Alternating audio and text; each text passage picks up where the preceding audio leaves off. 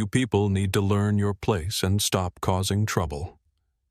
Those 10 words, spoken with the casual cruelty of a man who believed his wealth made him untouchable, would destroy Brandon Mitchell's life in exactly 47 minutes.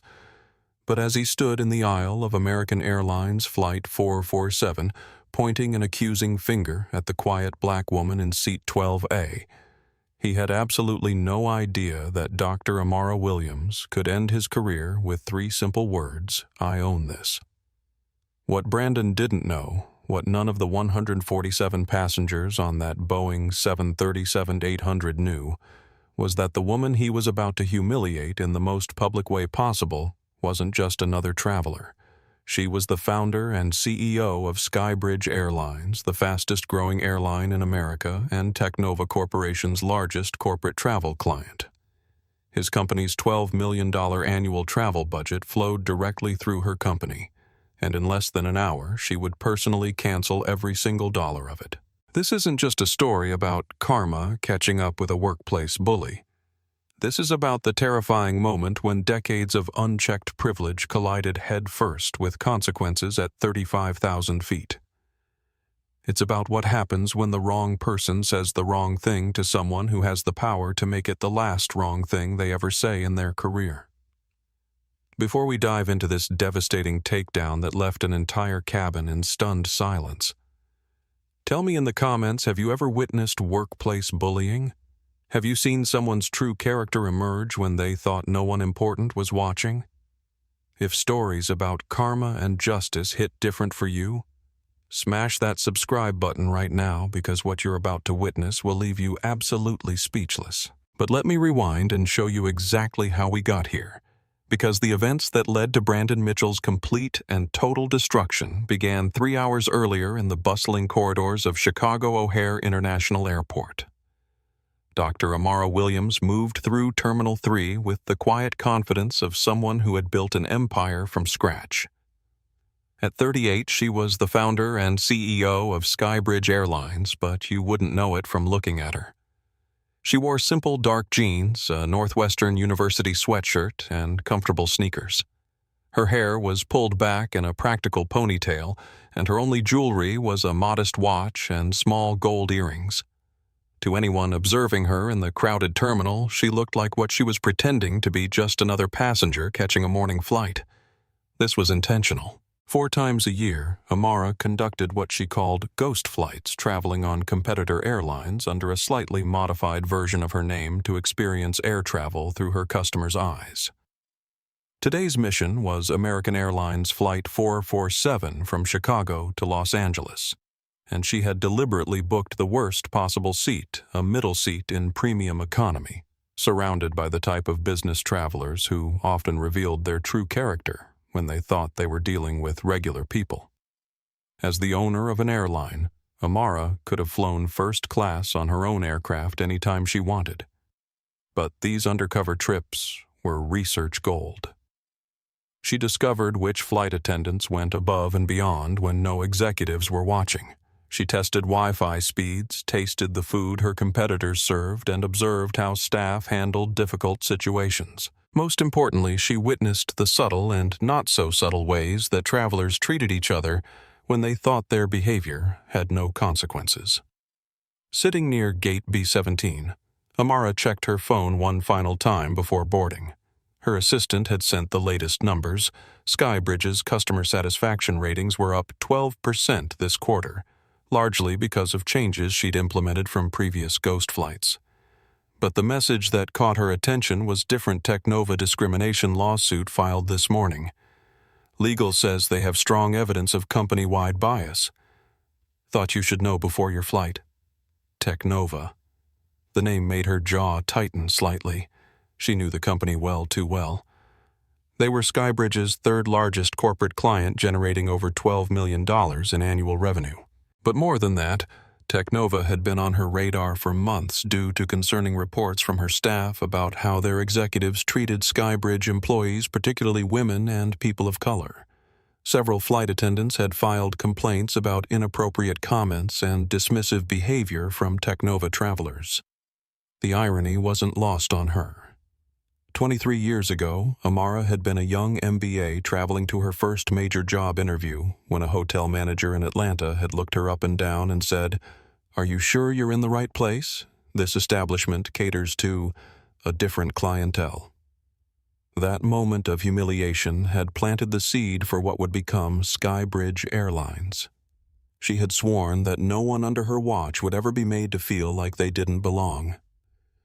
Now, scrolling through her phone, she saw that Technova was finally facing legal consequences for the culture of discrimination that she had been quietly documenting. Former employees were coming forward with stories of bias in hiring, promotion, and daily treatment. The lawsuit alleged a pattern of behavior that went from the top down, creating an environment where prejudice wasn't just tolerated, it was encouraged. A voice over the terminal's speaker system interrupted her thoughts. "Ladies and gentlemen, American Airlines Flight 447 to Los Angeles is now ready for boarding. We'll begin with our first class and business class passengers, followed by our Platinum Elite members." Amara looked up to see the chaos that always accompanied boarding announcements. Business travelers rushed to form a line, wheeling their expensive luggage with the urgency of people who believed their time was more valuable than everyone else's. And that's when she saw him. The man was impossible to miss, not because of his appearance, though his perfectly tailored charcoal suit and gleaming Rolex certainly stood out, but because of his voice.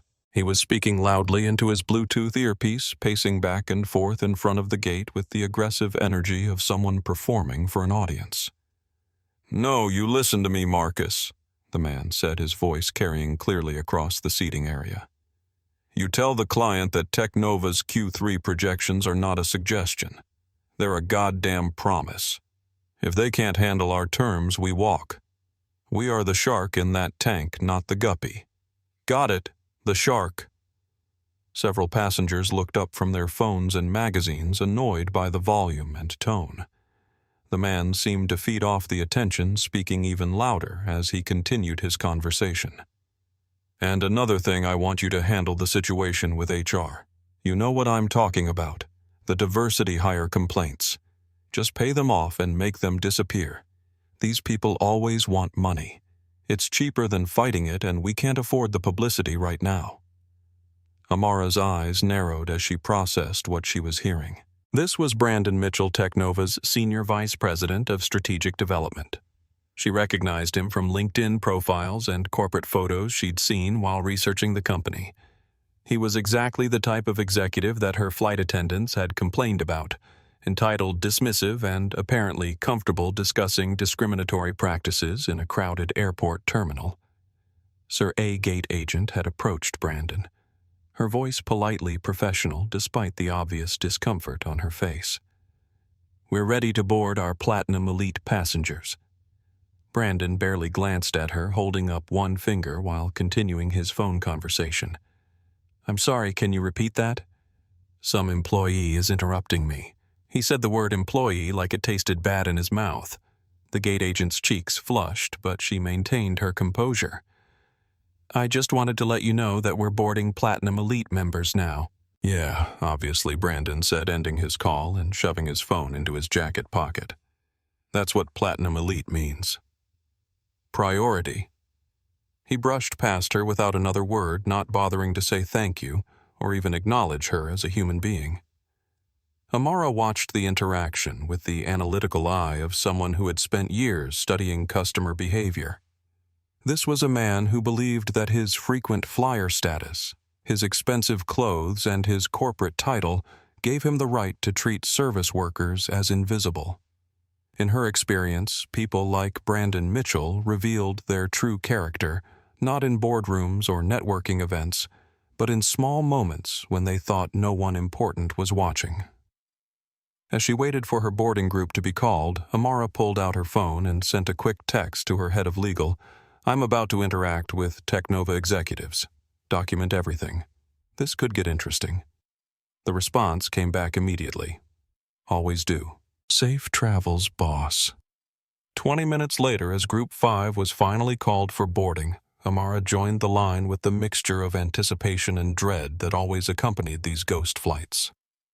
She never knew what she would discover about her industry, her competitors, or the darker sides of human nature when people thought they could act without consequences. What she didn't know was that Brandon Mitchell was about to provide her with the most devastating example yet of why her documentation efforts were so necessary. In less than 3 hours, his true character would be exposed to millions of people around the world, and the consequences would be swift, brutal, and absolutely deserved. But first, she had to get on the plane. Brandon Mitchell strode down the jet bridge like he owned the aircraft.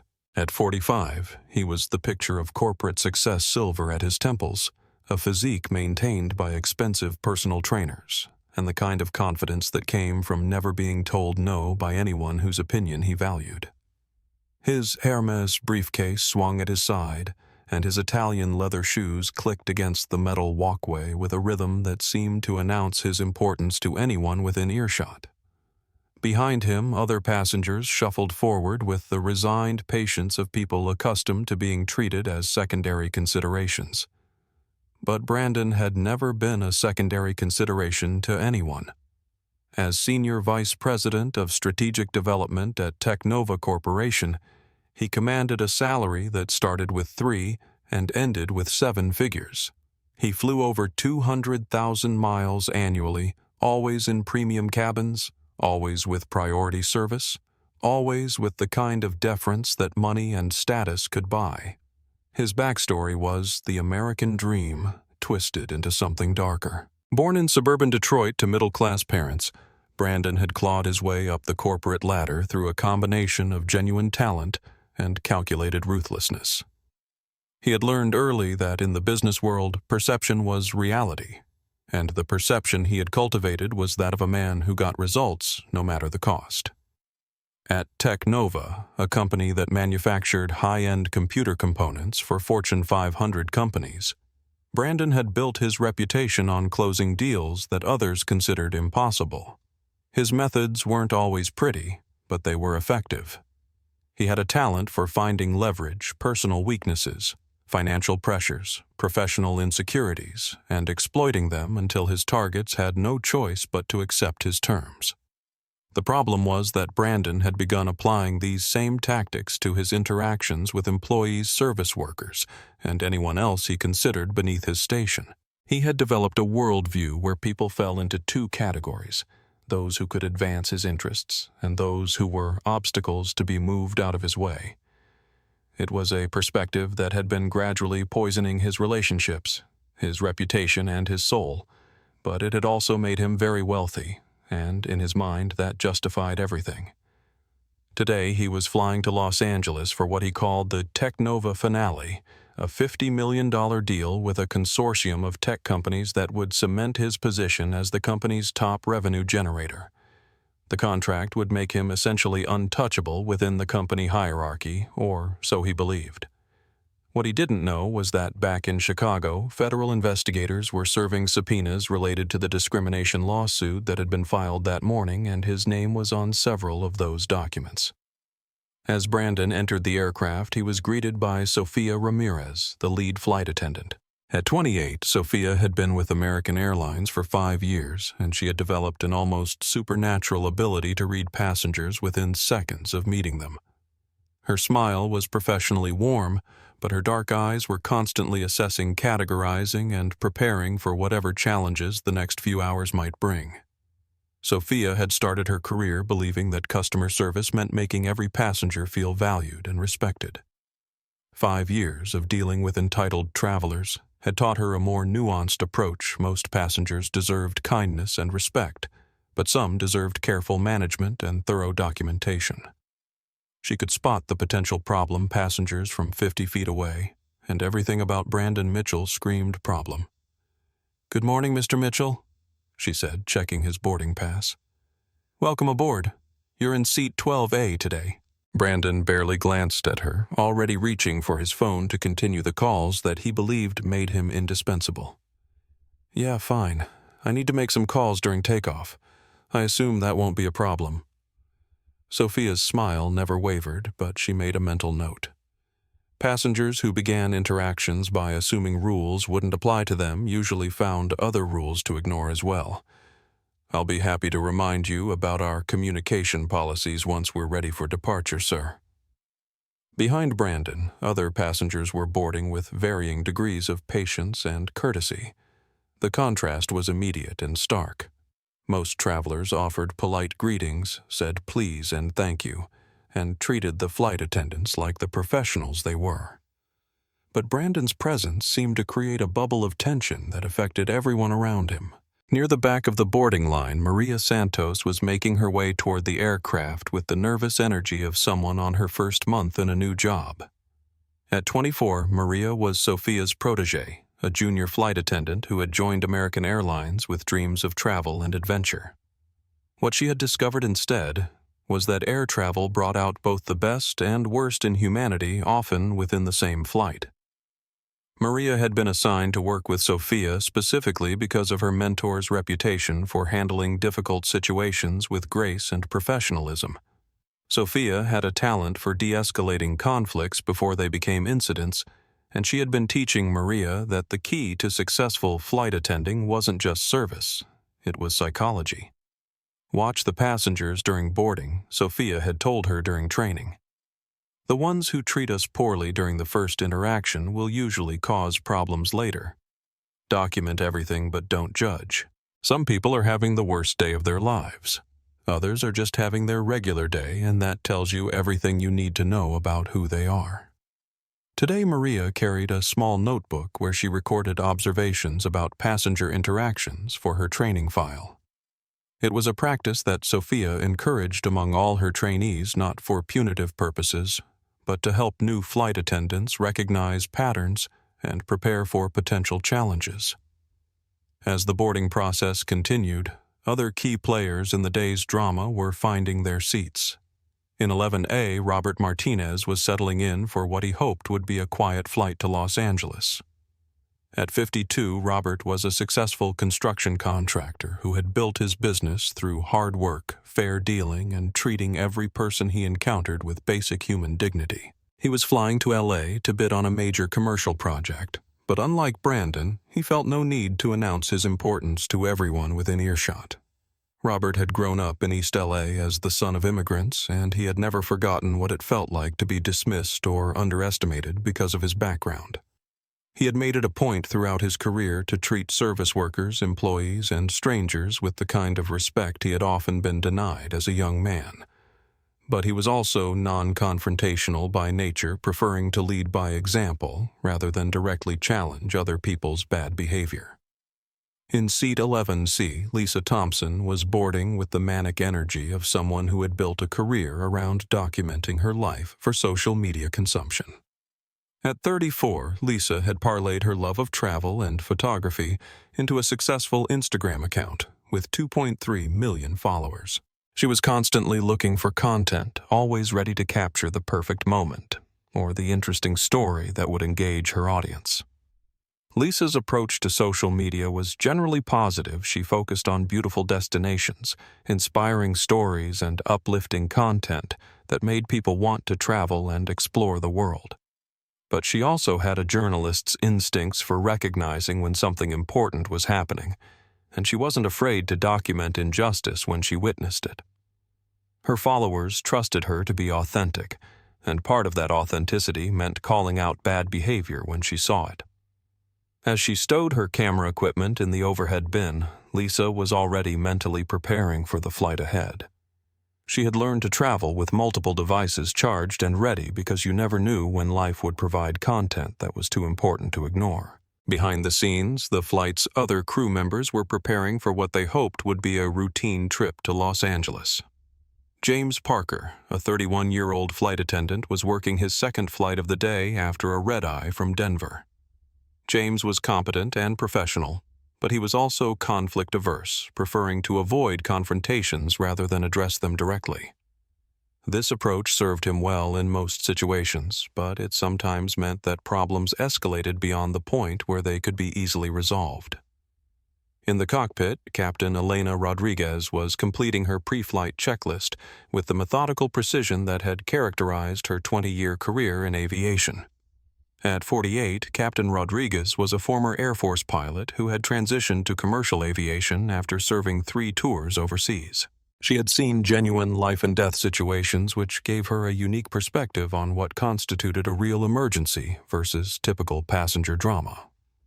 But Captain Rodriguez also had zero tolerance for discrimination or abuse of any kind. Her military background had taught her that units functioned best when every member was treated with respect and dignity, and she applied the same principles to her aircraft. She had made it clear to her crews that she would support them in any situation where passengers crossed the line from difficult to abusive. As the final passengers boarded and the flight attendants began their safety demonstration, none of these individuals knew that they were about to become witnesses to and participants in one of the most dramatic in-flight confrontations in recent aviation history. They were simply doing their jobs, taking their seats, and preparing for what they assumed would be a routine flight to Los Angeles. But routine flights don't usually include passengers whose careers are about to implode in real time, or CEOs conducting undercover research on their competitors, or social media influencers who are about to live stream a viral moment to millions of viewers around the world. In less than an hour, all of their lives would intersect in ways that none of them could have predicted, and the consequences would ripple far beyond the confines of Flight 447.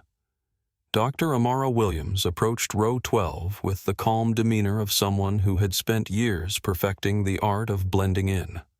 She found her assigned seat 12B, the dreaded middle seat sandwiched between Brandon Mitchell in 12A and Robert Martinez in 12C. The irony of the situation wasn't lost on her. As the CEO of a major airline, she could have been in first class on her own aircraft. But here she was about to experience premium economy from the perspective of an ordinary passenger. Brandon was already settled in the aisle seat, his laptop open and his phone pressed to his ear as he conducted what sounded like another high-stakes business call. He had claimed the shared armrest with the casual entitlement of someone who believed the world existed for his convenience, and his briefcase occupied part of the floor space that should have been available to all 3 passengers in the row. "No, Marcus." "You're not listening," Brandon said loudly, his voice carrying clearly to surrounding rows.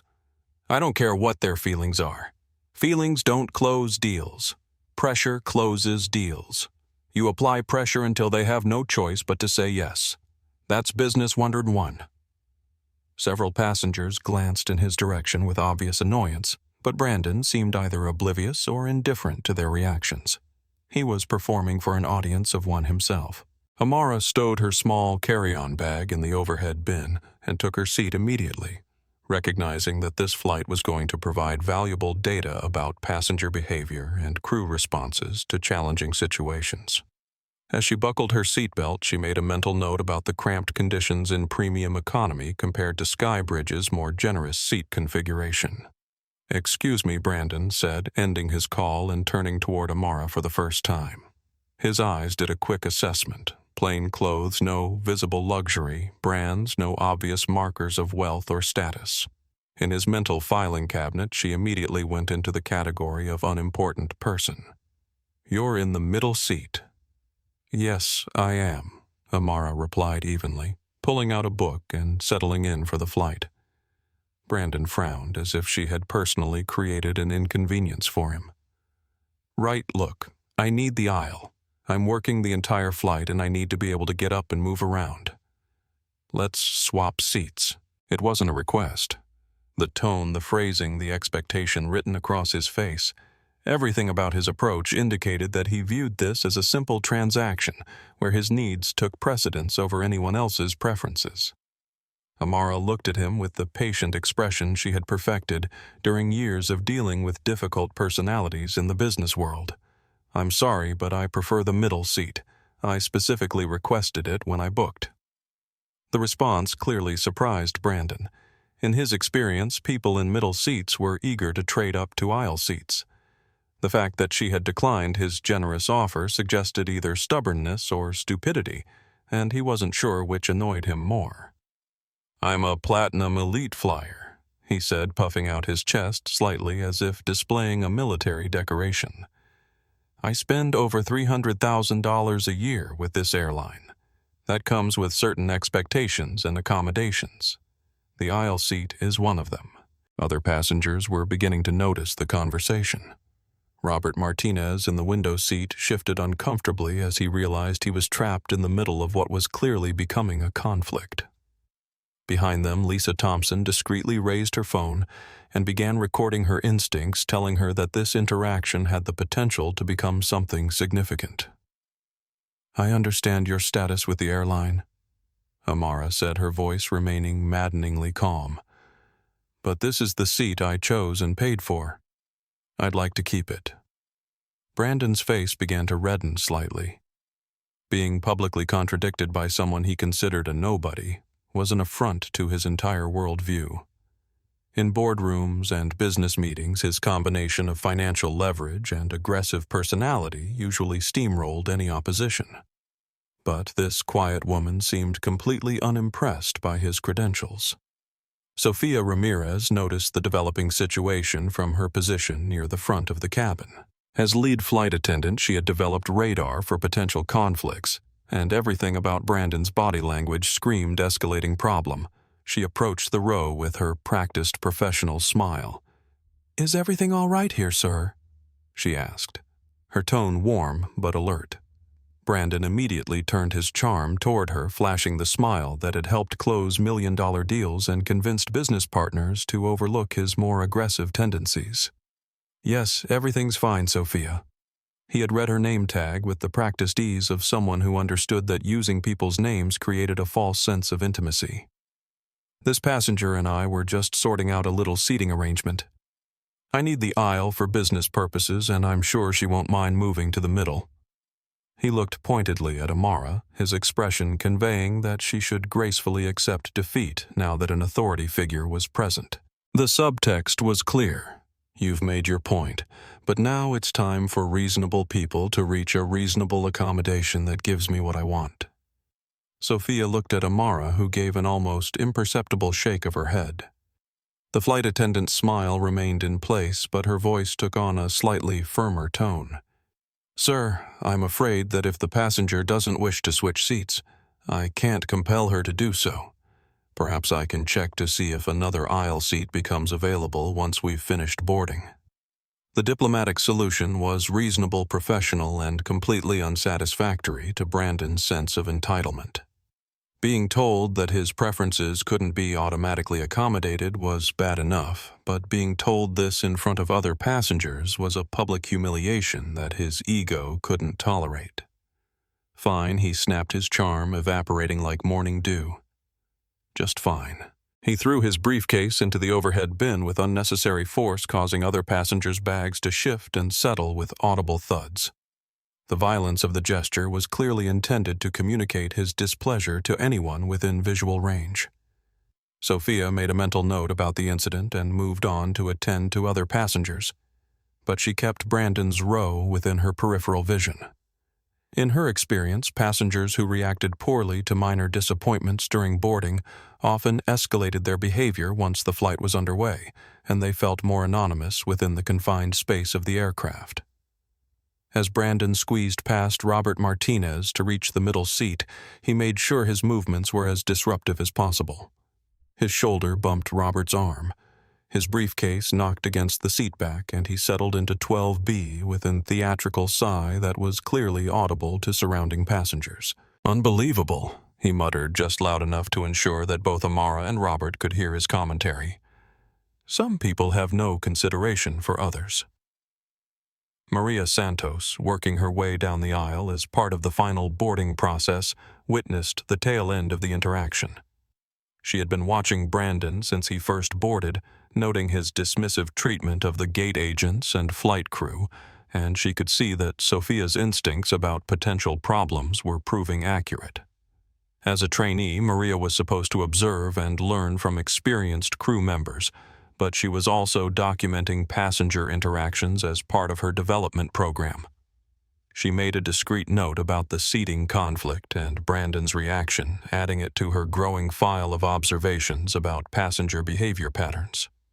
The flight was now fully boarded, and Captain Rodriguez's voice came over the intercom with the standard departure announcements. But in row 12, the tension was just beginning to build. Brandon had claimed both armrests with the territorial aggression of someone marking his domain, and his laptop was positioned in such a way that it encroached significantly on Amara's limited space. Every few minutes he would shift position, sigh loudly, or make small comments under his breath about inconsiderate passengers and people who don't understand business travel. His phone buzzed constantly with calls and messages, each notification accompanied by increasingly agitated responses. "This is ridiculous," he said during one particularly long phone conversation, his voice loud enough to disturb passengers several rows away. "I'm surrounded by people who have no idea how real business works. Amateur hour from top to bottom."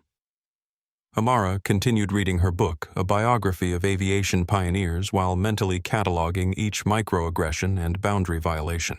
As someone who had built a billion-dollar company from scratch, she understood exactly how real business worked, but she was fascinated by Brandon's need to establish dominance over strangers who posed no threat to his professional success.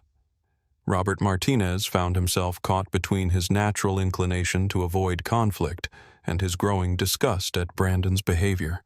As a contractor, he had worked with all types of personalities, but he had rarely encountered someone so openly contemptuous of basic courtesy. His military father had taught him that real strength was displayed through self-control and consideration for others, not through bullying people who couldn't fight back. Lisa Thompson, still recording discreetly from the row behind, had already uploaded several short clips to her Instagram stories with captions like, "Business class behavior in premium economy," and "When your frequent flyer status goes to your head." Her followers were beginning to respond with comments and questions, sensing that something interesting was developing. As the aircraft pushed back from the gate and began its taxi toward the runway, none of the passengers in row 12 realized that they were sitting at the epicenter of what would become a viral phenomenon. Brandon was still convinced that he was dealing with ordinary people who would eventually recognize his superiority. Amara was quietly gathering intelligence about competitor service and passenger dynamics. Robert was hoping the flight would improve once they were airborne. But the worst was yet to come. In less than an hour, Brandon's true character would emerge in ways that would shock even the passengers who had already witnessed his entitled behavior. And when that happened, the quiet woman in the middle seat would reveal exactly why his attitude was about to cost him everything he had spent his career building. The stage was set, the players were in position, and the countdown to Brandon Mitchell's destruction had officially begun. The first hour of Flight 447 was a masterclass in passive-aggressive behavior delivered by Brandon Mitchell, with the precision of someone who had spent decades perfecting the art of making other people miserable without technically breaking any rules. He had appropriated both armrests with the territorial confidence of a colonial flag planting, his elbows positioned just aggressively enough to crowd Amara's space without giving her grounds for a direct complaint.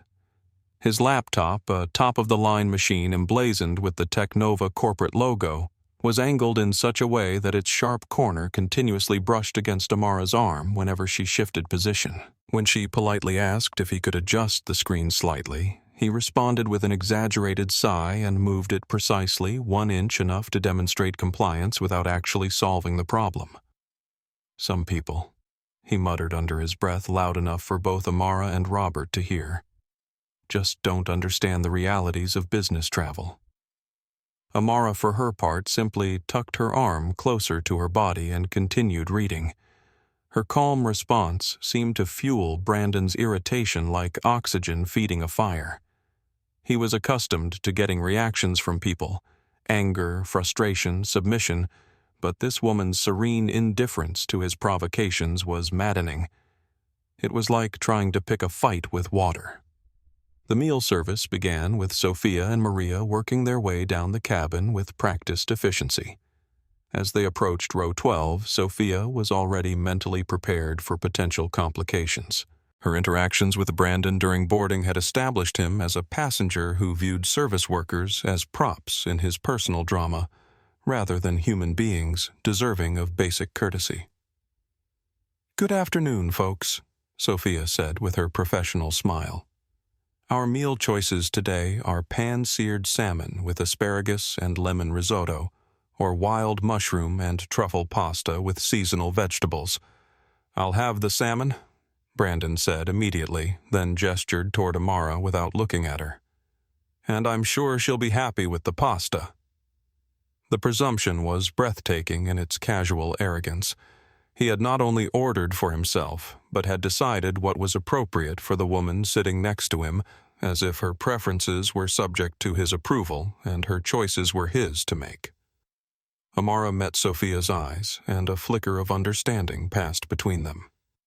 In that moment, Sophia recognized that she was witnessing something more than ordinary passenger rudeness. This was a deliberate power play, an attempt to establish dominance through the simple act of removing another person's agency to make their own decisions. "I'll have the salmon as well, please," Amara said, using Sophia's name with the natural courtesy that Brandon had never once displayed. "Thank you." Sophia's smile became more genuine. "Of course. 2 salmon dinners for row 12. Brandon scoffed loud enough to be heard by passengers 2 rows away. "Unbelievable. Some people just have to make everything difficult." The comment hung in the air like smoke from a fired gun. Passengers around them began to shift uncomfortably, realizing that they were witnessing something beyond normal travel friction. Robert Martinez, trapped in the window seat, found his hands clenching involuntarily as his patience with Brandon's behavior approached its limit. Behind them, Lisa Thompson had transitioned from discreet recording to active documentation. Her Instagram stories were now attracting real-time comments from followers who were invested in seeing how the situation would unfold. "This guy is unreal," she typed as a caption. "Stay tuned because this is getting ugly." The meal service continued with Brandon treating every interaction as an opportunity to demonstrate his superiority. He critiqued the temperature of his food, complained about the wine selection, and made pointed comments about the declining standards of airline service, all while Sophia and Maria maintained their professional composure with remarkable grace. "You know," Brandon said loudly during his 3rd glass of wine, "I remember when airlines actually cared about their premium passengers. Now they let just anyone into these cabins and the service suffers accordingly." Maria, who was collecting empty plates, paused briefly at his words. As a young Latina woman working in customer service, she had heard variations of this sentiment throughout her career, but never quite so blatantly expressed. Sophia, noticing her protégé's reaction, stepped in smoothly. "I hope you'll let us know if there's anything specific we can do to improve your experience today, Mr. Mitchell," she said, her voice perfectly professional despite the tightness around her eyes. "Oh, I think you know exactly what I mean," Brandon replied, his words slightly slurred from the wine. "Some people just don't belong in premium cabins. It brings down the whole experience for the rest of us." The statement was clearly intended for Amara, delivered with the casual cruelty of someone who believed his frequent flyer status granted him the right to police who deserved quality service. But Brandon had miscalculated the effect his words would have on the other passengers who were listening. Robert Martinez, who had been holding his tongue for over an hour, finally spoke up. "Excuse me, sir, but I think you're out of line." Brandon turned toward the window seat with genuine surprise. In his worldview, other passengers were supposed to be invisible audience members to his performance, not active participants who might challenge his behavior. "I'm sorry. Did I ask for your opinion?" Brandon said, his voice dripping with condescension. "I was having a conversation with the flight attendant about service standards." "No," Robert said, his voice steady but firm. "You were being rude to a fellow passenger who has done nothing but mind her own business. That's not about service standards. That's about basic human decency." The confrontation attracted the attention of passengers throughout the premium economy cabin. Conversations quieted, electronic devices were lowered, and dozens of eyes focused on row 12. Lisa Thompson, sensing that the moment was escalating, began live streaming directly to her Instagram account. "Ladies and gentlemen," she whispered to her phone camera. "We are witnessing something incredible on American Airlines Flight 447. This businessman has been harassing a fellow passenger for over an hour, and people are finally starting to speak up." Brandon, realizing that he was now the center of unwanted attention, felt his carefully constructed image of sophisticated authority beginning to crumble. The alcohol, the stress of his upcoming business deal, and his fundamental inability to handle contradiction had combined into a perfect storm of poor judgment. "Look," he said, his voice rising to address not just Robert, but anyone else who might be listening. "I don't know what kind of social justice warrior nonsense you people think this is, but I pay for premium service and I expect premium passengers. Some people just don't understand the difference."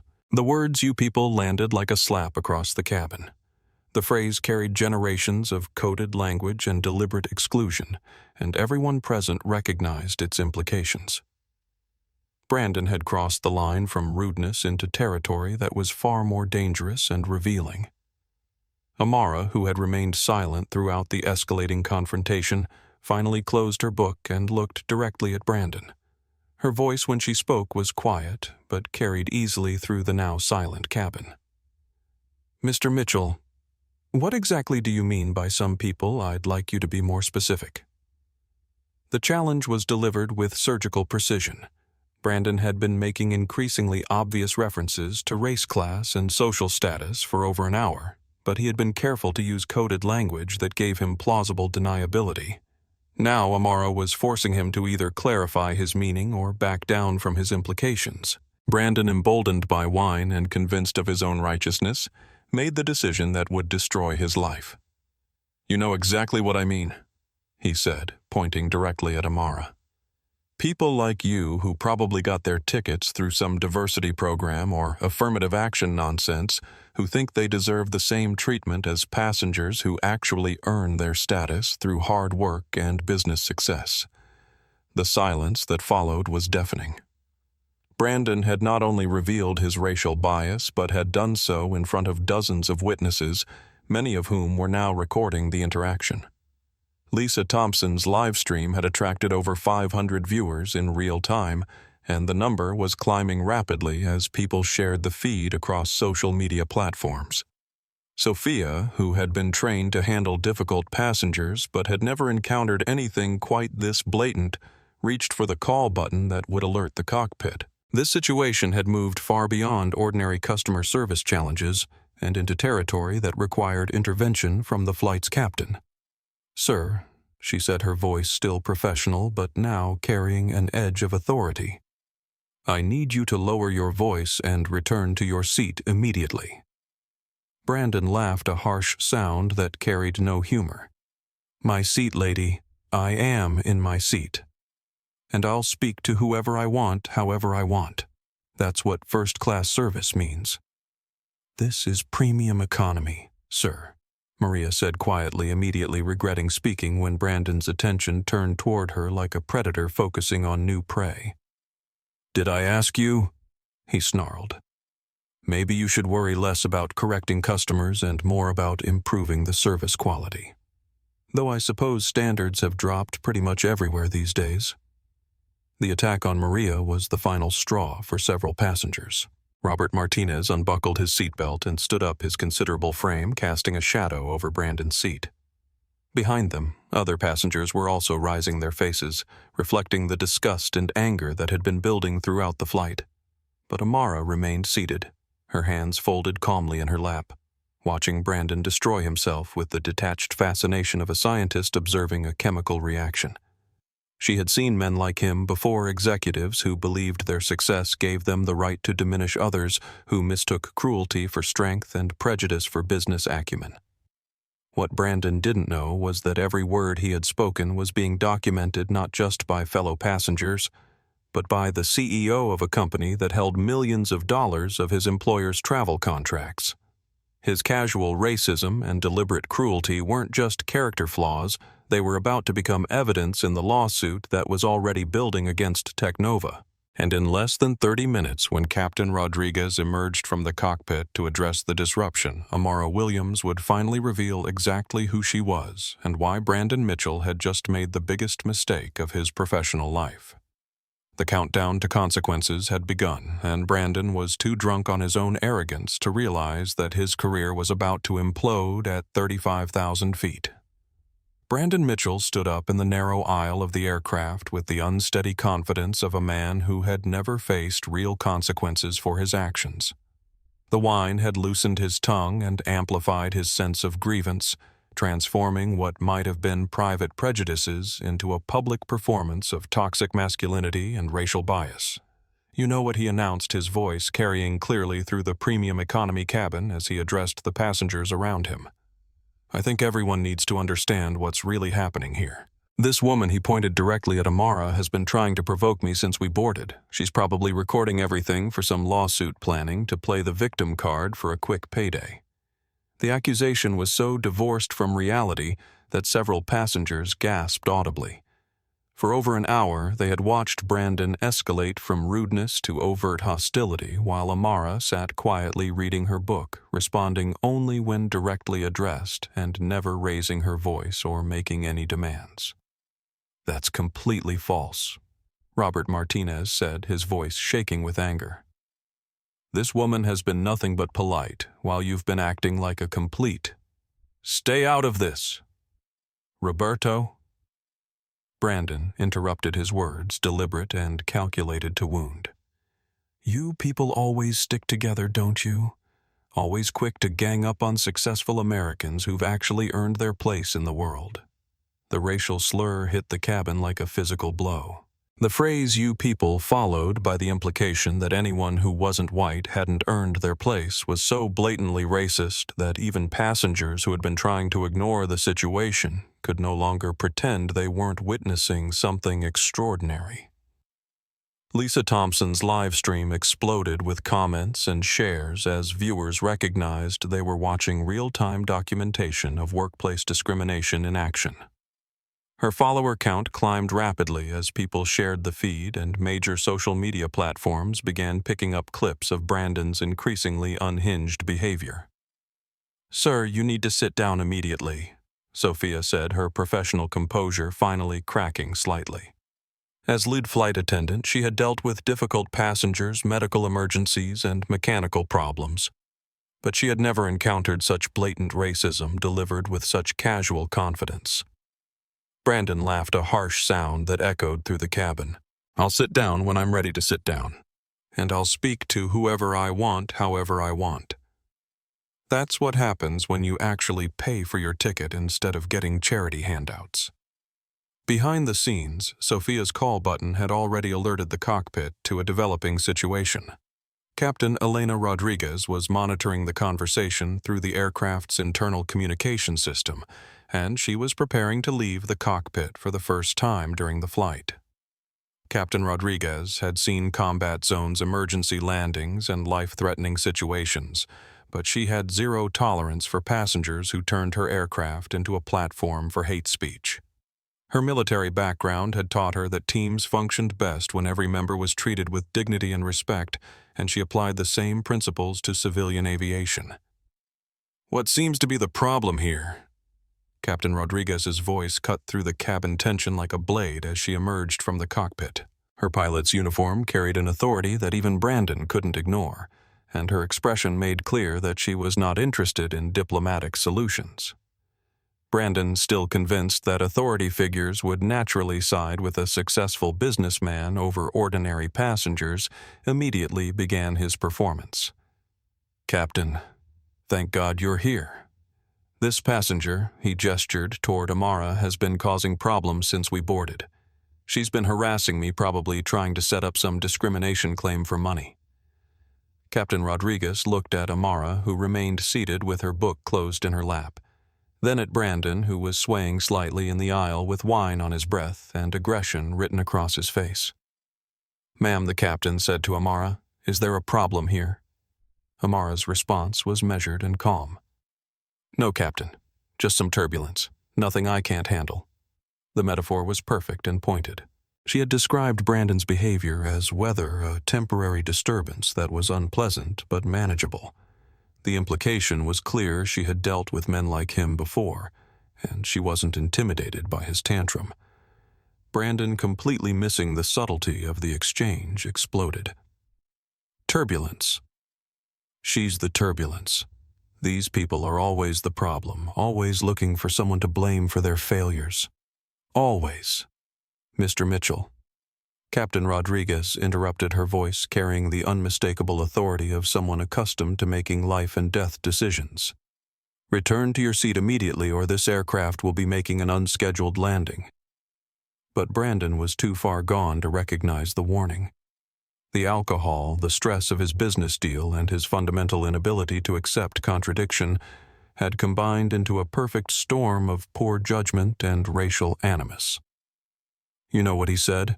His voice rising to address the entire cabin.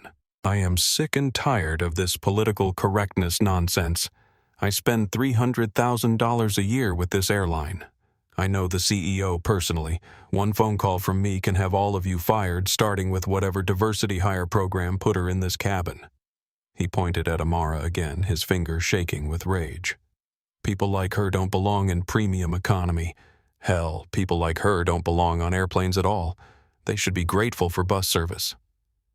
The statement was so viciously racist that several passengers began reaching for their phones to call airline customer service immediately. Lisa Thompson's live stream had now attracted over 3,000 real-time viewers, and clips of Brandon's rant were being shared across every major social media platform. But it was the next statement that would destroy Brandon's life completely. I'll say whatever I want to, whoever I want, he declared, his voice carrying the drunken confidence of someone who believed his money made him untouchable. And there's not a damn thing any of you people can do about it. Amara Williams stood up slowly, her movement so controlled and deliberate that the entire cabin fell silent. For over an hour she had remained seated while Brandon revealed the depth of his prejudice and cruelty. Now, finally, she was ready to respond. Actually, Mr. Mitchell, she said, her voice carrying easily through the silent aircraft, there is something I can do about it. Brandon, emboldened by what he interpreted as a challenge from someone he considered powerless, took a step closer. Oh, really? And what exactly do you think you can do to me? Call your lawyer. File a complaint. Do you have any idea who I am? Do you know what kind of influence I have in this industry? Amara reached into her purse and pulled out her business card holder, extracting a single card and holding it where Brandon could see it clearly. Dr. Amara Williams, she said quietly. Founder and Chief Executive Officer, SkyBridge Airlines. The words hit Brandon like a physical blow. His face went white as the blood drained from his cheeks, and he actually staggered backward as the implications began to register in his alcohol-fogged brain. Your company's largest corporate travel client. Amara continued, her voice remaining calm even as she delivered what amounted to a professional death sentence. $12 million in annual revenue, all of which flows through SkyBridge's corporate booking platform. The cabin erupted in gasps, exclamations, and the sound of dozens of passengers sharing the revelation in real time across social media. Lisa Thompson's live stream exploded as viewers realized they were witnessing not just a racist meltdown, but the moment when that racism collided with consequences in the most dramatic way possible. Brandon's mouth opened and closed soundlessly as his world collapsed around him. The woman he had spent an hour humiliating and degrading was not just another passenger. She was the CEO of a major airline and, more importantly, the person who controlled millions of dollars of his company's travel budget. That's impossible, he whispered, his voice barely audible over the sounds of passenger commentary and social media alerts. You can't be.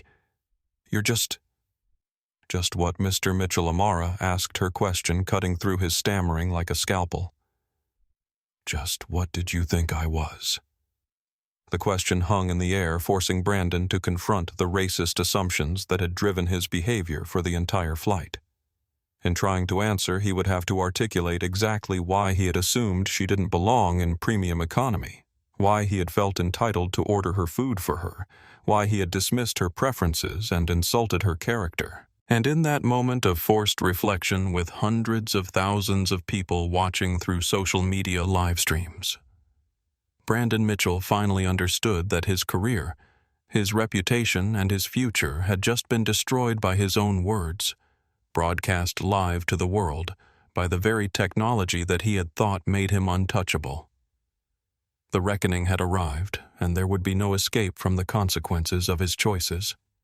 The business card seemed to glow in Amara's hand as she held it at eye level, allowing Brandon and the surrounding passengers to read every detail clearly. Dr. Amara Williams, founder and CEO SkyBridge Airlines, was embossed in elegant silver lettering along with contact information that any aviation industry professional would immediately recognize as legitimate. Brandon stared at the card as if it might transform into something else if he looked hard enough. His brain, clouded by alcohol and adrenaline, struggled to process information that completely contradicted everything he had assumed about the quiet woman he had been tormenting for over an hour. SkyBridge. He repeated slowly, his voice barely above a whisper. You're the CEO of the fastest-growing airline in North America. Amara confirmed, her tone remaining conversational despite the magnitude of the revelation. And more importantly for you, Mr. Mitchell, the company that handles Technova's entire corporate travel program. The color drained from Brandon's face as the implications began to cascade through his consciousness. Technova's $12 million annual travel budget, the contracts he had personally negotiated, the elite status benefits that came with that relationship, the corporate discounts that made his own frequent travel possible, all of it flowed through the company owned by the woman he had just called inferior, undeserving, and worse. $12 million in annual revenue. Amara continued pulling out her phone with deliberate precision. All of which I have the authority to cancel with a single phone call. Lisa Thompson's live stream erupted with comments as viewers realized they were witnessing something unprecedented. The hashtag #justice@30,000 feet began trending across multiple platforms as people shared clips of Brandon's racist rant, followed by the stunning revelation of Amara's identity. "Wait," Brandon said, his voice cracking with desperation. "Wait, you can't. This is entrapment. You set me up. You deliberately sat in coach to premium economy," Amara corrected gently. "And yes, I often travel on competitor airlines to study customer service standards. It's called market research, Mr. Mitchell. I'm sure Technova conducts similar competitive intelligence in your industry." Sophia Ramirez, who had been watching the exchange with growing amazement, finally spoke up. "Dr. Williams, you're the doctor."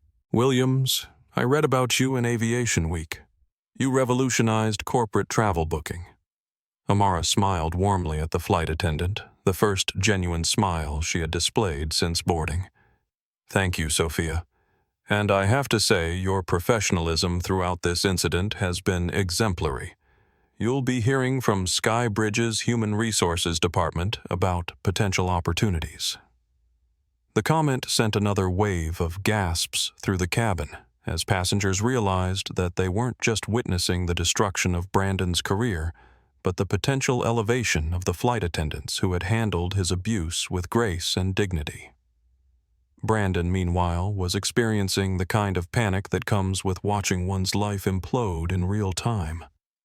His hands shook as he reached for his phone, desperately trying to call his assistant, his boss, anyone who might help him navigate the disaster he had created. "Marcus," he said into the phone, his voice high and strained. "Marcus, I need you to. There's been a situation. I need to speak to David immediately. It's about the SkyBridge contract." But even as he spoke, Amara was having her own conversation. "Sarah," she said to her assistant, "I need you to cancel the Technova corporate contract immediately. Full termination effective today.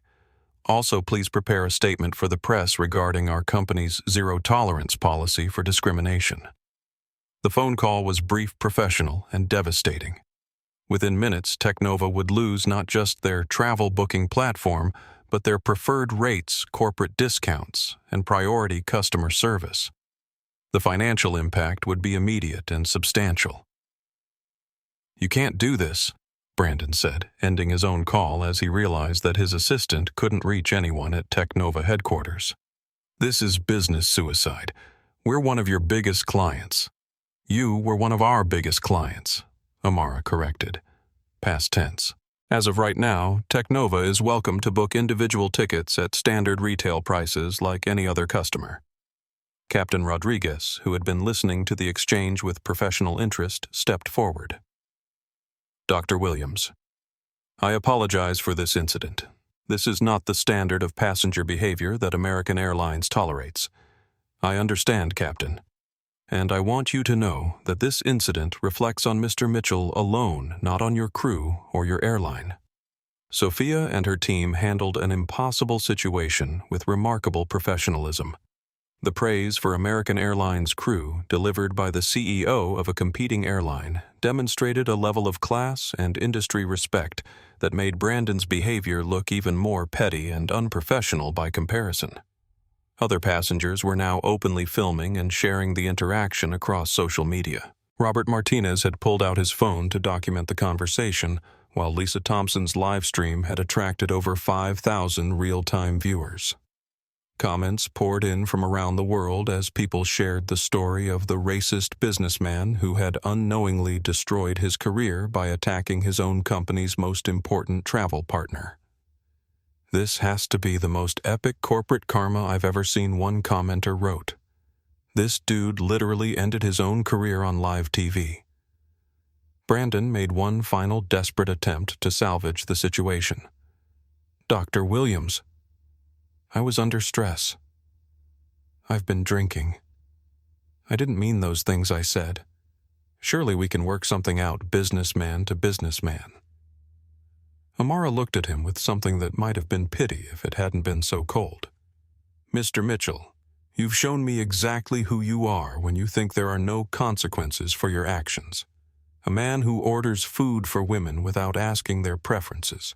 A man who uses racial slurs when he's frustrated.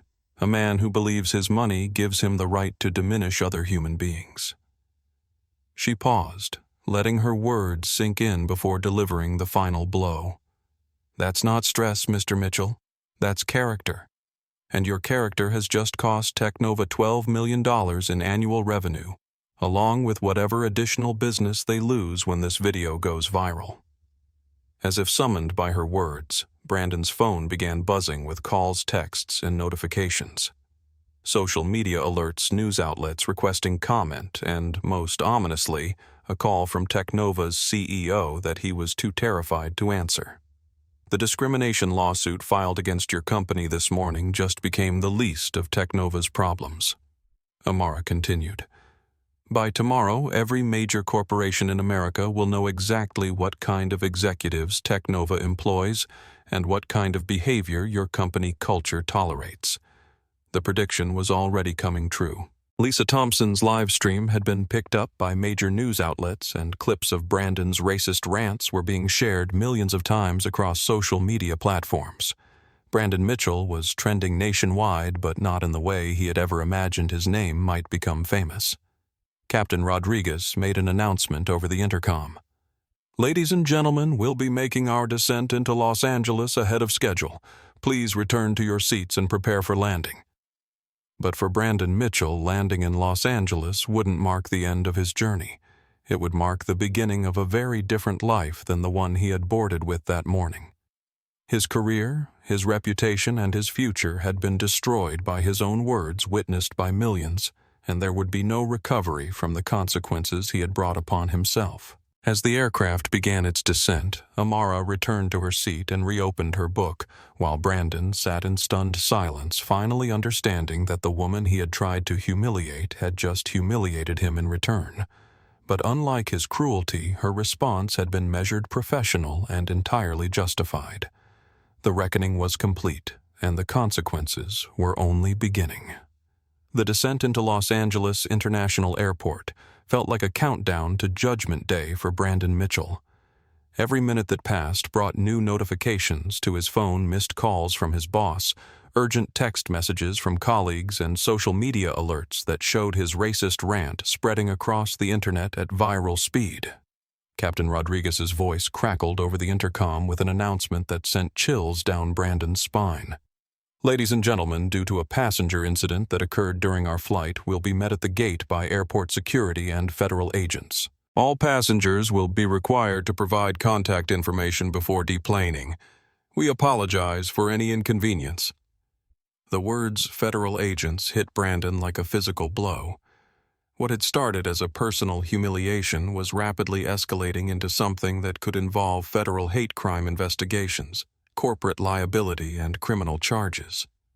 Lisa Thompson's live stream had exploded beyond anything she had ever experienced. Her follower count had jumped by over 50,000 in the past hour, and major news outlets were reaching out for interviews and exclusive content rights.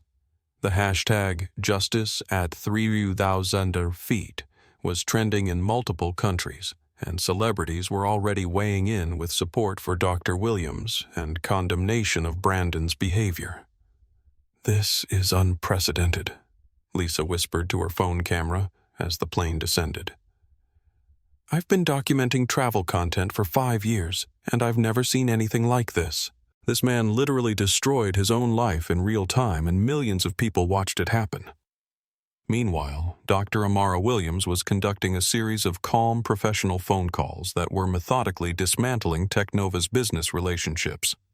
Her conversations were brief, factual, and devastating in their implications. "David," she said to her chief operating officer, "I need you to contact our legal team about the Technova situation. We have clear documentation of discriminatory behavior from one of their senior executives, and I want to make sure we're protected if they try to challenge the contract termination." Already on it came the response through her phone's speaker. "Our lawyers are reviewing the contract language now. Given the moral turpitude clauses we included, they have no grounds for legal action. Also, the press is calling. How do you want to handle media requests? Schedule a press conference for tomorrow morning. I want to address this publicly and make it clear that SkyBridge has zero tolerance for discrimination in any form." Each phone call was another nail in Technova's corporate coffin. Word was already spreading through the business aviation community about Brandon's behavior, and other airlines were reconsidering their relationships with Technova. Corporate travel is built on trust and relationships, and both had just been shattered beyond repair. Brandon, listening to these conversations with growing horror, made increasingly desperate attempts to reach his own corporate contacts. But his calls were going straight to voicemail, his text messages were being ignored, and his LinkedIn notifications showed that people were already distancing themselves from his professional profile. Sir Sofia Ramirez said, approaching his seat with professional courtesy, despite everything that had happened, "Airport security will need to speak with you when we land. I recommend that you cooperate fully and consider legal representation." The advice was delivered with the kind of professional concern that highlighted just how serious Brandon's situation had become. Flight attendants didn't typically recommend lawyers unless criminal charges were a real possibility. As the aircraft touched down and taxied toward the gate, passengers were already sharing footage and commentary across social media. Robert Martinez had filmed several clips that showed the contrast between Brandon's aggressive behavior and Amara's composed responses. His videos were being shared with captions like, "How to destroy your career in 10 easy steps," and "When privilege meets consequences." The gate area at LAX had been transformed into a media circus. News vans lined the tarmac, reporters waited in the terminal, and airport security had established a perimeter to manage the growing crowd of onlookers and journalists. The story had broken while the flight was still in the air, and every major news outlet in the country was scrambling to get exclusive coverage. Brandon's phone buzzed with a call from Technova's CEO, David Harrison. With trembling hands, he answered. "Brandon, what the hell did you do? Harrison's voice was barely controlled fury.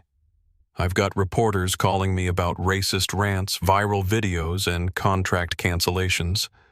Please tell me this is some kind of misunderstanding." "David, I can explain." "No. Stop talking. Don't say another word. I've seen the videos. All of them. Multiple angles, perfect audio quality, millions of views. There is no explanation for what you said on that plane." The line went quiet for a moment before Harrison continued. "Your employment with Technova is terminated immediately. Security is clearing out your office as we speak. Your corporate accounts are frozen. Your company car is being repossessed, and you're banned from all Technova facilities permanently." The words hit Brandon like physical blows. 20 years of building his career, climbing the corporate ladder, accumulating wealth and status. All of it erased by a single conversation at 35,000 feet. "David, please, you can't. I can, and I am. What's worse, Brandon, is that you've destroyed relationships that took us years to build. SkyBridge was one of our most valuable partnerships, and now they won't even take our calls. Other vendors are already asking questions about our company culture. You haven't just ended your career, you've damaged our entire organization." As passengers began deplaning, they were directed to a separate area where FBI agents and airport security were conducting interviews about the incident. The federal response had been triggered by reports of potential hate crime violations and airline safety concerns related to discriminatory behavior. Dr. Amara Williams was among the first passengers interviewed, and her testimony was precise, factual, and damning. She had documented everything: the time of each incident, the specific language used, the escalation pattern, and the impact on other passengers and crew members. Mr. Mitchell's behavior created a hostile environment that affected the safety and comfort of everyone in that cabin, she told the agents. His language was explicitly racist, his actions were deliberately intimidating, and his statements about who belongs on aircraft could constitute violations of federal civil rights laws. When Brandon's turn came for questioning, he was accompanied by an airport-provided legal advocate who had advised him to remain silent. But the damage was already done. Hours of video evidence, dozens of witness testimonies, and a digital trail of social media documentation had created an unshakable case against him. By the time passengers were released from the airport, Brandon Mitchell was the top trending topic in the United States. His full name, his company affiliation, and his professional background had been shared millions of times. Employment attorneys were analyzing his case on cable news, civil rights organizations were calling for federal investigations, and comedy shows were already preparing segments about the man who destroyed his career by insulting the one person who could actually end it. Technova's stock price had dropped 8% in after-hours trading as investors reacted to news of the discrimination scandal and the loss of major corporate contracts. The company's board of directors called an emergency meeting to discuss damage control and legal liability. Meanwhile, Dr. Amara Williams walked through LAX with quiet dignity, declined multiple interview requests, and issued a simple statement through her public relations team. SkyBridge Airlines maintains zero tolerance for discrimination in any form. We are proud to serve all travelers regardless of their background, and we will continue to hold ourselves and our business partners to the highest standards of professional conduct. The statement was measured professional and devastatingly effective. By morning, it would be quoted in every major news outlet in the country, and Amara Williams would be hailed as a role model for business leadership and quiet strength. Brandon Mitchell, meanwhile, walked out of LAX as a cautionary tale about the dangers of unchecked privilege and casual racism. His career was over, his reputation was destroyed, and his actions had created consequences that would ripple through the business world for years to come. The flight that was supposed to take him to the biggest deal of his career had instead delivered him to the biggest disaster of his life. And unlike turbulence, this was one kind of rough air that he would never be able to fly through. 6 months after Flight 447, The reverberations of Brandon Mitchell's public meltdown continued to reshape both the aviation industry and the broader corporate landscape. What had started as one man's racist outburst had evolved into a landmark case study in accountability, social media justice, and the power of authentic leadership. Dr. Amara Williams stood before the Congressional Committee on Transportation and Infrastructure, delivering testimony that would influence federal policy on airline passenger rights and discrimination prevention. The hearing room was packed with reporters, civil rights advocates, and industry executives all listening as she outlined the widespread nature of discrimination in air travel. The incident on Flight 447 was not an isolated case. She testified, her voice carrying the authority of someone who had built a billion-dollar company while fighting prejudice every step of the way. My company receives dozens of reports monthly from passengers who experience discrimination based on race, religion, gender, or perceived economic status. The aviation industry has a responsibility to ensure that air travel is safe and dignified for all Americans. The committee chair, Congresswoman Maria Santos, no relation to the flight attendant, leaned forward with interest. Dr. Williams, what specific changes would you recommend to prevent future incidents like the one you experienced? First, mandatory bias training for all airline personnel, including third-party contractors and frequent business travelers who represent corporate accounts. Second, federal whistleblower protections for employees who report discriminatory behavior. Third, standardized incident reporting that creates accountability for airlines that fail to address patterns of bias. The recommendations carried significant weight because they came from someone who had experienced discrimination firsthand, but had responded with policy solutions rather than just criticism. Amara's approach, combining personal experience with business expertise, had made her a powerful voice in the movement for transportation equity.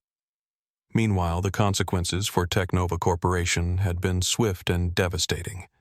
Beyond losing the SkyBridge contract, they had faced a cascade of business relationship terminations as other companies sought to distance themselves from the scandal. Their corporate travel costs had increased by 40%, as they were forced to book at retail rates without preferred partnerships. The discrimination lawsuit that had been filed on the morning of Flight 447 had evolved into a class action case involving over 200 former and current employees. Internal emails and recorded conversations had revealed a pattern of discriminatory behavior that went far beyond Brandon's public meltdown, exposing a corporate culture that had tolerated and sometimes encouraged bias. Teknova's board had responded by implementing a complete leadership overhaul. The CEO who had hired Brandon was forced to resign along with 3 other senior executives who had been implicated in creating the toxic workplace environment. The company had spent over $50 million on legal settlements, diversity consultants, and reputation management efforts. The Brandon Mitchell incident was a wake-up call for our entire industry, said Jennifer Roberts, Teknova's new CEO, during her first major interview since taking over the company. We've learned that corporate culture isn't something that happens by accident. It's something that must be deliberately cultivated and constantly maintained. Roberts, an African-American executive with a track record of building inclusive organizations, had been brought in specifically to rebuild Teknova's reputation. Her first acts had included firing all executives who had been involved in discriminatory practices, implementing mandatory bias training for every employee, and establishing an independent committee to investigate and address workplace complaints. The personal cost to Brandon Mitchell had been total and irreversible. His termination from Teknova had been followed by industry-wide blacklisting as other companies refused to hire someone whose racist behavior had been documented and shared millions of times. His expensive lifestyle had collapsed along with his income, leading to divorce proceedings. The loss of his home and social isolation as friends and colleagues distanced themselves from his toxic reputation. Employment attorneys had analyzed his case on national television, concluding that his termination was not only legal, but necessary to protect Teknova from further liability. Mr. Mitchell created a hostile work environment that extended beyond the workplace, one legal expert explained. When employees represent their companies in public, their behavior becomes a reflection of corporate values. No company can afford to employ someone whose actions expose them to federal civil rights violations. But the story had positive heroes as well as a cautionary villain. Sofia Ramirez had been promoted to American Airlines' corporate training department, where she was helping develop new protocols for handling discrimination incidents. Her calm professional response to Brandon's behavior had become a training video used by airlines worldwide. Sofia's handling of that situation was textbook crisis management, said Marcus Johnson, American Airlines Vice President of Customer Experience. She protected the safety and dignity of all passengers while documenting everything for follow-up action. That's exactly the kind of leadership we want to cultivate throughout our organization. Maria Santos, the junior flight attendant, had been offered a full scholarship to pursue her MBA through a program established by Dr. Amara Williams, specifically for service industry workers who demonstrated exceptional professionalism under pressure. The scholarship program had quickly expanded to include dozens of recipients from airlines, hotels, and other hospitality companies. Lisa Thompson's documentation of the incident had launched her career as a social justice advocate and citizen journalist. Her Instagram following had grown to over 3 million, and she had parlayed her viral moment into a platform for highlighting discrimination in travel hospitality and other service industries. Major networks regularly consulted her for commentary on workplace bias and the power of social media accountability. The Brandon Mitchell incident showed that ordinary people have extraordinary power to document injustice and demand accountability, she said during a TED Talk that had been viewed over 10 million times. But it also showed that real change comes from institutions and leaders who are willing to act on that documentation. Robert Martinez had become an unexpected advocate for bystander intervention training. His decision to speak up during Brandon's rant had been featured in corporate training programs as an example of how witness testimony could support victims of discrimination. "I regret that I didn't speak up sooner," he said during a diversity conference presentation. "But I learned that silence in the face of injustice is complicity. And all of us have a responsibility to create environments where discrimination isn't tolerated." Perhaps most significantly, Dr. Amara Williams had used the incident as a catalyst for industry-wide change. SkyBridge Airlines had partnered with the National Association for the Advancement of Colored People and the Anti-Defamation League to create the Travel Equity Initiative, a program that monitored discrimination in transportation and provided legal support for victims of bias. The initiative had already documented over 500 cases of discrimination across the aviation industry, leading to policy changes, employee terminations, and federal investigations. Airlines that participated in the program received preferred vendor status with SkyBridge's corporate booking platform, creating financial incentives for companies to address bias proactively. "Accountability isn't just about punishing bad actors," Amara explained during the program's launch. "It's about creating environments where good actors are rewarded and discrimination becomes economically unsustainable." The long-term impact of Flight 447 had extended far beyond aviation. Business schools were teaching the incident as a case study in crisis management, corporate accountability, and the importance of authentic leadership. The hashtag Justice at 30,000 feet had become a rallying cry for workplace equity advocates across multiple industries. Federal legislation inspired by the incident was working its way through Congress, proposing enhanced penalties for discrimination in transportation and stronger protections for employees who reported bias. The bill, formerly known as the Transportation Equity Act, but commonly called the Flight 447 bill, had bipartisan support and was expected to become law within the year. For Dr. Amara Williams, the incident had reinforced her belief that business success and social responsibility were not competing interests, but complementary imperatives. SkyBridge Airlines had grown by 30% in the 6 months following the incident as corporations sought to partner with companies that demonstrated clear commitments to equity and inclusion. The Flight 447 incident taught me that leadership isn't just about building profitable businesses, she reflected during her congressional testimony. It's about using whatever platform you have to make the world more fair, more just, and more dignified for everyone. As she concluded her remarks and stepped down from the witness table, Amara carried with her the knowledge that one terrible encounter had been transformed into lasting change. Brandon Mitchell's moment of revealed character had created consequences that would protect future travelers from similar treatment, and sometimes that was how progress worked. One awful example that became a catalyst for something better. 2 years after Flight 447, Dr. Amara Williams received a letter that she almost didn't open.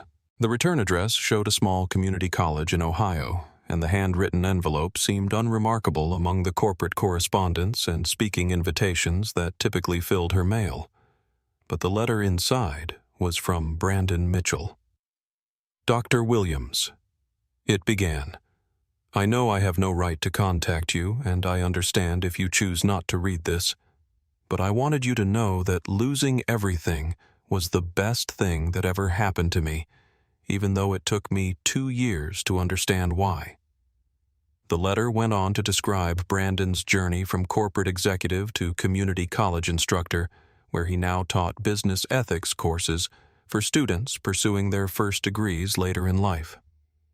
Many of his students were immigrants, veterans, and working parents, people whose backgrounds he would have dismissed during his Technova days. I teach my students about the Flight 447 incident as an example of how unchecked privilege and prejudice can destroy not just careers, but souls, he wrote. I don't tell them I was the man in the video until the end of the semester, after they've learned to recognize the warning signs of discrimination and the importance of speaking up when they witness injustice. He described his work with a nonprofit organization that provided job training for formerly incarcerated individuals, many of whom had been victims of the same prejudicial thinking that had shaped his worldview for decades. His salary was a fraction of what he had earned at Technova, but his letter suggested a man who had found purpose beyond profit. I'm not asking for forgiveness, the letter concluded. I'm not asking for anything. I just wanted you to know that your dignity in the face of my cruelty showed me what real strength looks like. You could have destroyed me with anger, but instead you destroyed my ignorance with grace. Thank you for that lesson. Dr. Williams read the letter twice, then placed it in her desk drawer next to other correspondence that had shaped her understanding of accountability, redemption, and the complex ways that people could change when faced with genuine consequences. SkyBridge Airlines had become the second largest carrier in North America, known not just for its operational excellence, but for its unwavering commitment to creating inclusive environments for passengers and employees. The Travel Equity Initiative had expanded internationally, and airports around the world displayed plaques recognizing Dr. Williams's contributions to civil rights in transportation. The Flight 447 incident had been featured in documentaries, academic studies, and corporate training programs used by thousands of companies worldwide.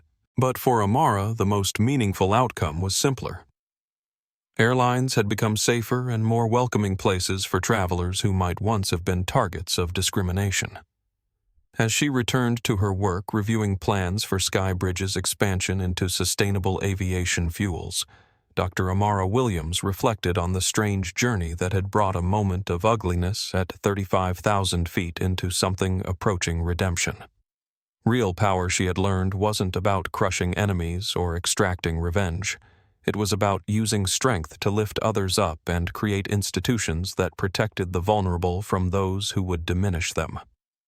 Outside her office window, SkyBridge aircraft departed for destinations around the world, carrying passengers who traveled with the confidence that their dignity would be respected regardless of their background, appearance, or status. That was Brandon Mitchell's true legacy, not the destruction of one man's career, but the protection of countless travelers who would never know how much safer their journeys had become because someone had finally said enough to discrimination in the skies.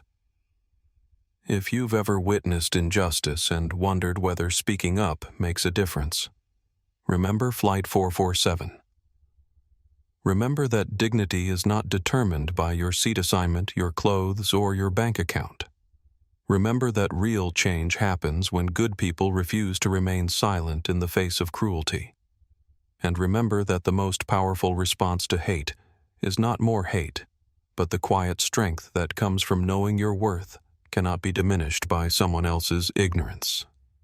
This story proves that karma is real, that justice can happen, and that sometimes the person you choose to disrespect might be the very person who has the power to change your life forever. If this story moved you, if it reminded you that everyone deserves to be treated with dignity and respect, then I need you to do 3 things right now. First, smash that like button to show your support for stories about real justice and accountability. When we like and share content that celebrates equality and human dignity, we're telling the algorithm that these stories matter and need to be seen by more people. Second, subscribe to this channel and ring that notification bell. We are committed to bringing you more stories about ordinary people who stood up to injustice, about karma catching up with bullies, and about the quiet heroes who make the world a better place, one interaction at a time. When you subscribe, you become part of a community that believes everyone deserves respect. Third, share this video with someone who needs to see it. Maybe it's someone who has experienced discrimination themselves. Maybe it's someone who has witnessed injustice but wasn't sure whether speaking up would make a difference. Maybe it's someone who needs to be reminded that their actions have consequences and that treating others with dignity isn't just the right thing to do, it's the smart thing to do. Because in the end, we all share the same sky, and we all deserve to feel safe and respected while we're flying through it. Dr. Amara Williams showed us what true strength looks like. Not loud, not vengeful, but quiet, dignified, and absolutely powerful. Brandon Mitchell learned the hardest way possible that character is revealed when you think no one important is watching. But in today's world, everyone is always watching. Everyone is always recording, and everyone has the power to hold you accountable for your choices. Your voice matters. Your actions matter. And the way you treat others when you think it doesn't matter, that matters most of all.